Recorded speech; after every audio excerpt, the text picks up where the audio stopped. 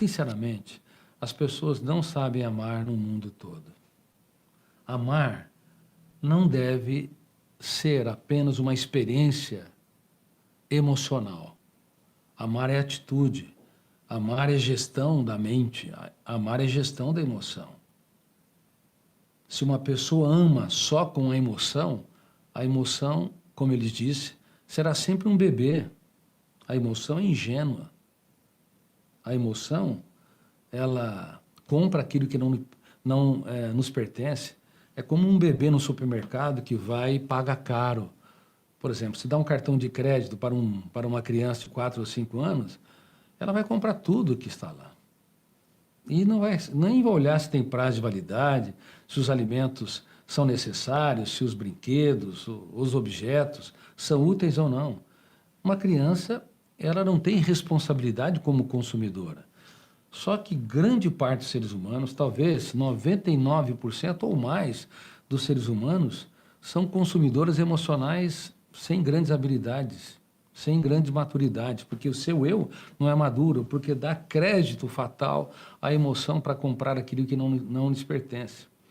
É por isso que uma pequena frustração no trabalho gera grandes problemas. E é por isso que nas provas escolares, quando os alunos estão fazendo, seja no ensino fundamental, no ensino médio, ou nas universidades, ou nos concursos, no exato momento em que vai se fazer a prova, o problema não está nas questões ou apenas no conhecimento que as pessoas adquiriram estudando para a prova. O problema é que há 4 fenômenos que podem entrar em ação e entram em ação frequentemente no primeiro ato do teatro mental. O aluno vai fazer a prova, de repente, se o eu não começar com segurança a escrever, pode detonar o gatilho, abrir uma janela traumática ou killer que ele não tem capacidade para responder, embora saibam as respostas. Ele pode ter medo da desaprovação dos colegas, medo do mau desempenho, e tudo isso faz com que a âncora se fixe no território dessa fobia, fixando ali milhares de outras janelas não são abertas, inclusive que tem o conteúdo da matéria que aprendeu, e o autofluxo, o 4º fenômeno, começa a ler e reler a experiência do medo, e quanto mais lê e relê, ele sente que é presa. A prova se tornou sua predadora, e ele se tornou uma mera presa. Aí começa a sentir nuvens de moléculas que vão alterar o organismo, gera taquicardia, aumento da frequência respiratória, que é sentida como falta de ar, tudo para lutar ou fugir da situação de risco. Síndrome predador-presa.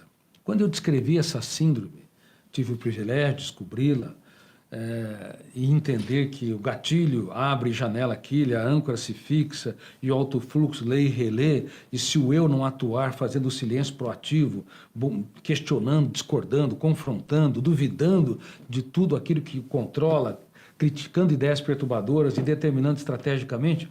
Enfim, quando eu descobri essa síndrome e percebi que nas escolas do mundo todo, à exceção das escolas que estão estudando o programa Escola da Inteligência, onde nós, como Pequeno Polegar, onde nós ensinamos técnicas, como foi abordado aqui, a técnica do DCD, eu quero dizer que nas escolas do mundo todo se ensina matemática, mas não se ensina a matemática da emoção, onde dividir é aumentar e não diminuir. Se eu divido meus problemas, eu aumento minha capacidade de superação e de resiliência. A física da emoção é tão ou mais importante que a física exterior, do mundo concreto. Na física do mundo concreto, ação gera reação. Na física emocional, se alguém te rejeita e você rejeita imediatamente, se alguém eleva o tom de voz, você eleva mais o tom de voz, é um desastre. Vocês deixam de ser 2 seres humanos que precisam se proteger e serem autores da sua própria história para serem inimigos, a serem abatidos. Por isso que, raramente, quando se inicia uma discussão, as pessoas saem bem, dão risadas.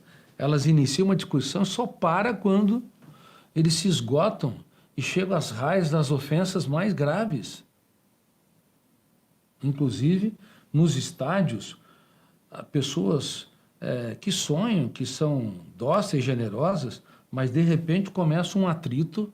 Aquelas pessoas têm atitudes animalescas, começa uma a bater na outra, agredir a outra, como se fossem feras numa savana, querendo devorar um ao outro, porque os mecanismos primitivos sobressaíram sobre a atividade do eu como gestor da emoção. Se alguém me ofendeu, e daí? Minha paz vale ouro. Se alguém me rejeitou, e daí? Eu vou ter um caso de amor comigo. Eu não me rejeito, eu não me abandono. Se alguém me criticou injustamente, eu não compro aquilo que não me pertence. Isso é autocontrole.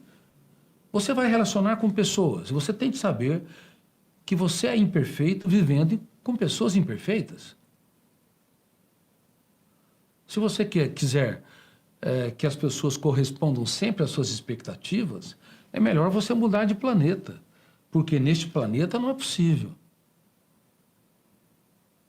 E mesmo aqueles que se enclausuram para fins místicos, como monges ou anacoretas, às vezes eles não têm ninguém para ter contato, mas criam personagens na sua mente e às vezes criam personagens que o angustiam, imprimem ansiedade. Quantas vezes nós criamos circunstâncias, personagens, ambientes que furtam a nossa paz? Sofrer por antecipação é uma situação, ruminar perdas, mágoas e frustrações também é outra situação, chafurdar na lama das preocupações também são outras situações. Mas, infelizmente, as escolas do mundo todo ensinam a física concreta, mas não ensinam a física da emoção. Ação não deve gerar reação. Você não deve pautar-se pelo fenômeno bateu, levou, porque você tem de fazer escolhas. Gestão da emoção implica em fazer escolha. Se você quer ganhar a discussão, se você tem a necessidade neurótica de estar sempre certo, você vai perder as pessoas que estão ao seu redor. Porque uma pessoa cujo eu gere a sua psique, ela sabe escolher coisas importantes. Meu filho é mais importante. A minha esposa e o meu marido é mais importante. O meu amor, o meu relacionamento é mais importante. Meus alunos são únicos e irrepetíveis. Se alguém me contrariou, eu vou chamar o meu aluno pelo nome, Maria ou José, e vou dizer para ele, eu aposto em você, você é brilhante. Agora, pense no seu comportamento. Você se recolheu e você deu uma resposta notável, exaltando a pessoa que erra, para depois tocar no erro, delicadamente com uma pergunta. E todo professor, todo pai, todo executivo deve ser um provocador, perguntador. Sair da era da informação para a era do eu como gestor da mente humana. Da era da exposição de dados para a era da provocação e das perguntas. Pergunte.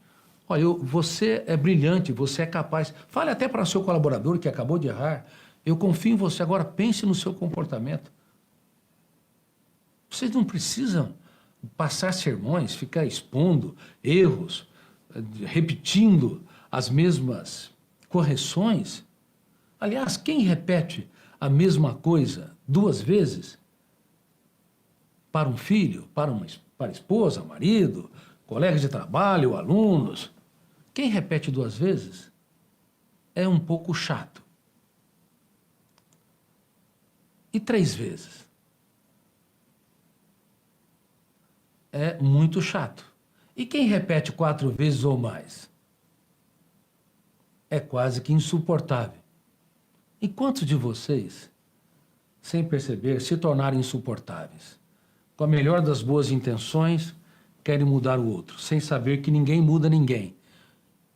Temos o poder de piorar os outros e não de mudá-los, mas podemos contribuir para que os outros mudem, se nós aprendermos a ter gestão da emoção, se nós perguntarmos, se nós exaltarmos a pessoa que erra para depois tocar no erro. E por que ninguém muda ninguém? Porque o pensamento, ele é real ou virtual? Vocês aprenderam, ele é virtual.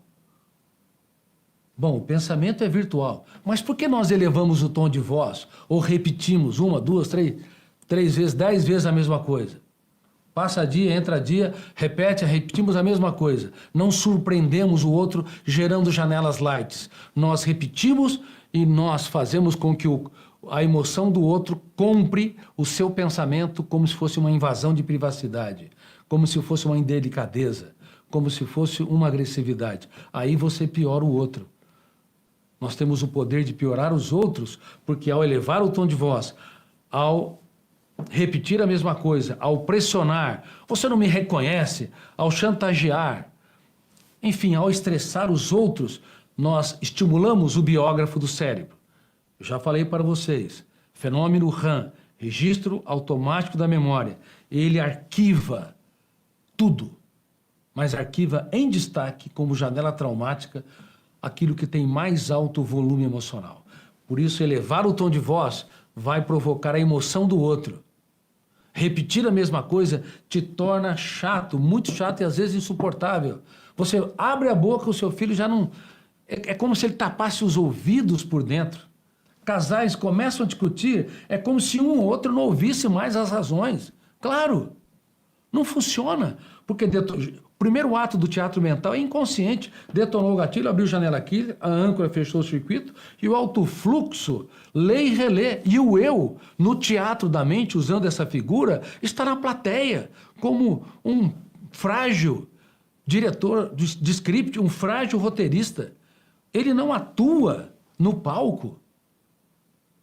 Ficamos digladiando como se fôssemos meninos na mente humana e não gestores brilhantes, e não gestores da nossa emoção. Portanto, uma pessoa grande se faz pequena para tornar os pequenos grandes. Meus queridos alunos, por favor, eu estou dando um treinamento para vocês. Essas ferramentas são vitais. Infelizmente, Harvard não ensina essas ferramentas, Cambridge, Oxford, MIT, Stanford, as universidades da Ásia, como de Pequim, as universidades do Japão, no mundo da Europa. Infelizmente, nós estamos no tempo da pedra em relação ao programa de gestão da emoção. E vocês estão aqui com meus alunos aprendendo essas ferramentas e devem saber que elas não produzem reações mágicas. É necessário treinamento. Por exemplo, se uma pessoa é impulsiva, ela fala de hoje em diante, eu vou ter mais autocontrole, funciona. Funciona por alguns minutos ou algumas horas, até que alguém a contraria. Porque a intenção dela, a intencionalidade, gerou uma janela solitária. Ou seja, um pequeno registro, fraco. Não uma janela light poderosa. Ela todos os dias tem de treinar a sua emoção para ser uma pessoa mais autocontrolada e não impulsiva. Geralmente as pessoas impulsivas arrastam a sua impulsividade ao longo de toda a sua história, levam para os seus túmulos, para o seu túmulo. As pessoas tímidas também levam para o seu túmulo a sua timidez. As pessoas hipersensíveis ou as pessoas irritadiças, mal-humoradas, pessimistas, elas conformistas tendem a arrastar essas características doentias, porque elas são formadas não por uma janela, elas solitárias são formadas por plataformas de janelas. Metaforicamente, é como se a psique humana fosse uma grande cidade que reunisse Nova York, Tóquio, São Paulo, Paris, uma grande cidade. Um bairro só pode ser considerado sustentável se tem centenas de apartamentos, de casas, se tem uma farmácia ou algumas farmácias, se tem supermercado, estrutura de lazer, assim por diante. Assim, o bairro se torna sustentável. Você pode viver ali. Também, metaforicamente, na mente humana, uma característica de personalidade só é sustentável, por exemplo, o autocontrole, a autonomia, o bom humor, a capacidade de empreender, a capacidade de se reinventar, a empatia, a resiliência. Ou seja, precisa de um bairro. Não adianta ter um apartamento. Quando você fala, de hoje em diante, eu vou ser mais autocontrolado e não impulsivo, você formou apenas um apartamento. Precisa de milhares de apartamentos, de casas. E você Quando alguém te contrariar, você faz a técnica do DCD. Duvidar, criticar e determinar. Eu duvido que eu não vou ser autocontrolado. Eu duvido que eu não consigo suportar essa contrariedade. Eu critico minha ansiedade e eu determino ser gestor da minha mente. Você faz no silêncio da sua psique. Ninguém está ouvindo. Você faz o silêncio proativo. Você se bombardeia com as suas próprias palavras. Aí, quando alguém te contrariou, detonou o gatilho, abriu janela killer e a âncora fechou o circuito da memória. Tudo em milésimo de segundo. Aí vem a reação, já vai sair pela boca.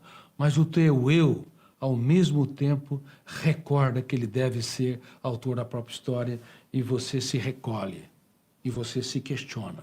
Aí quando você se questiona, você registra janelas lights. E se você começar a registrar várias janelas saudáveis, lights, ao redor dos núcleos traumáticos, da impulsividade, da timidez, do medo de falar em público ou glossofobia, você tem como neutralizar os efeitos dessa janela. E se você faz dessas janelas um núcleo traumático, e se você faz o DCD, ou o silêncio proativo, ou você trabalha a ferramenta, a minha paz vale ouro, o resto não tem significado. Se você começa a atuar desse modo, você não vai acreditar o que vai acontecer. Você vai ter autodomínio, você vai ter gestão da sua emoção, ainda que algumas vezes você recaia, mas se recair, não se autopuna, não ache que voltou tudo de novo. Você está construindo um bairro. Talvez você não teve êxito, construir um apartamento aqui, destruiu, arrebentou canos ali, ou a casa que você construiu, ela teve problemas de fundação, mas você já construiu várias casas. Você tem de continuar construindo aquele bairro. Assim, ao longo de semanas e de meses, a impulsividade vai dando lugar à tranquilidade. O pessimismo vai dando lugar aos poucos, ao otimismo. Não é mágico, é um treinamento. A capacidade de você reagir rápida e intensamente diante das contrariedades vai te patrocinando o autocontrole.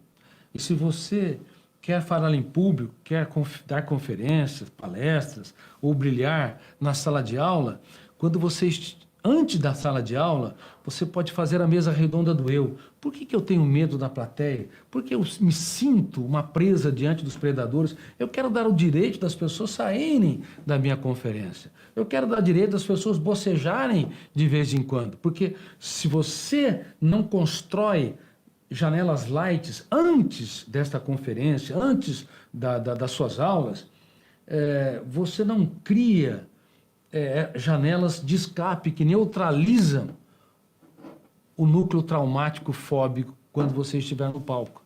Se você assim o fizer, a hora que você estiver no palco e alguém bocejar, você não vai reagir mais descontroladamente. Estão detestando minha palestra, aí você a âncora fixa naquela região e você não consegue mais resgatar os arquivos que financiarão uma excelente preleção.